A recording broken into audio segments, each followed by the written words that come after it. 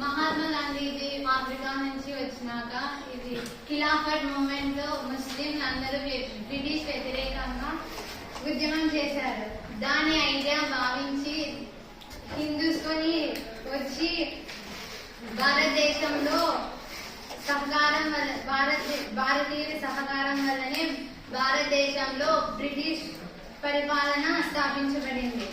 హిందూ స్వరాజ్ అనే పుస్తకంలో గాంధీజీ రాయబడ్డారు.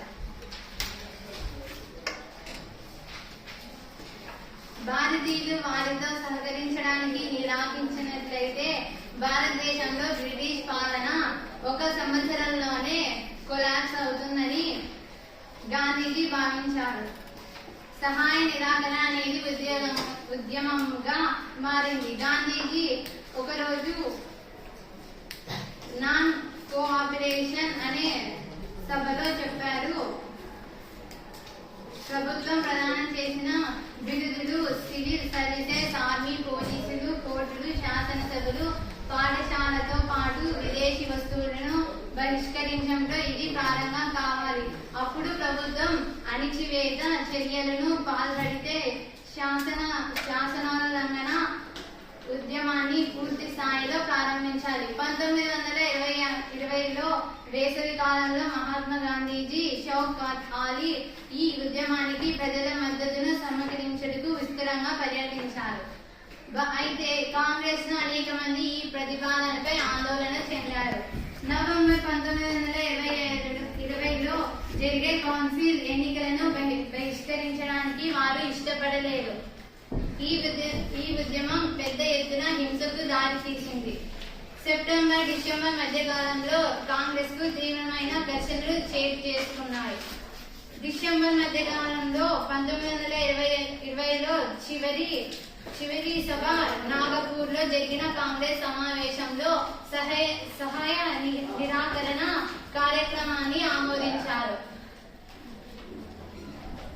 పట్టణాల్లో మధ్యతరగతి ప్రజలు పాల్గొనడంతో ఉద్యమం ప్రారంభమైంది.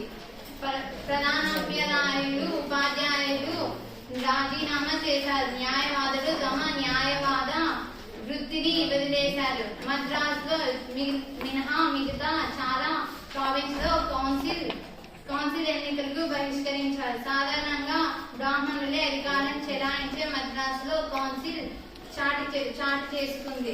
సహాయ నిరాకరణ ప్రభావం ఆర్థిక రంగంపై గణనీయంగా కనిపించింది. విదేశీ వస్తువులను బహిష్కరించారు.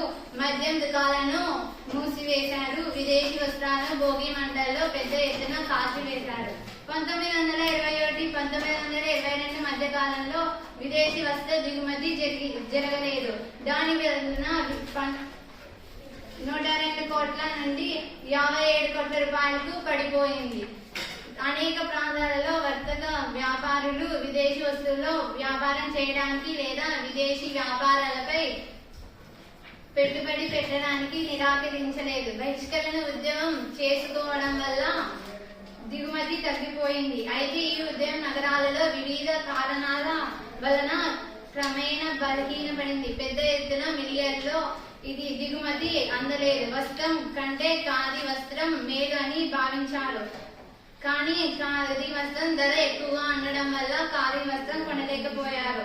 దీనివల్ల అదే విధంగా బ్రిటిష్ సంస్థలను గ్రహించడం సమస్యలకు తీసుకువచ్చింది. బ్రిటిష్ సంస్థలకు ప్రయత్నంగా భారతీయ సంస్థను స్థాపించినప్పుడు మాత్రమే ఈ ఉద్యమం పాటుపాలింది విజయవంతం అవుతుంది. ఎందుకంటే బ్రిటిష్ సంస్థల స్థానంలో వీటికి వినియోగించవచ్చు. ఇవి నిదానంగా ఏర్పడతాయి. అందువల్ల విద్యార్థులు, ఉపాధ్యాయులు ప్రభుత్వ పాఠశాలకు తిరిగి వెళ్లారు. అందరూ బైకౌట్ చేసిన వల్ల మళ్ళీ అదే న్యాయవాదులు ప్రభుత్వ కోర్టులో వీధిలో తిరిగి వేశారు. గ్రామీణ పాలనలో తిరుగుబాటు. సహాయ నిరాకరణ పట్టణ ప్రాంతాల నుండి గ్రామీణ ప్రాంతాలకు చేటు తీసింది. యుద్ధాంతర సంవత్సరంలో భారతదేశంలో ఉద్యమం జరిగింది. ఆవర్త రైతులకు గతంలో ఫీజీకి ఒప్పంద కార్మికుడిగా వెళ్లి వచ్చిన సన్యాసి బాబా రామచంద్ర నాయకత్వం వహించాడు. ఇక్కడ ఉద్యమం నాయకత్వం వహించాడు. అత్యధిక కౌళ్లు వివిధ రకాల పనులు చేసే ల్యాండ్స్ పాలకరాలు భూస్వాములు వ్యతిరేకంగా జరిగింది. భూస్వాములు పొలాల్లో ఎటువంటి చెల్లింపులు లేకుండా పెట్టి చాకిరీ చేయవలసి వచ్చింది. కాలాదోర్గా వారికి 1920లో జూన్లో జవహర్ లాల్ నెహ్రూ మరియు బాబా రామ్చంద్ దోబీవన్ నిర్వహించాయి. గ్రామంలో పర్యటిస్తూ గ్రామాలలో ఉన్న సమస్యలు తెలుసుకున్నారు. 1921లో ఉద్యమం విస్తరించి తాలూకుదారులు మరియు వ్యాపారస్తుల ఇళ్లపై దాడి చేశారు. దుకాణాలను దోచుకున్నారు.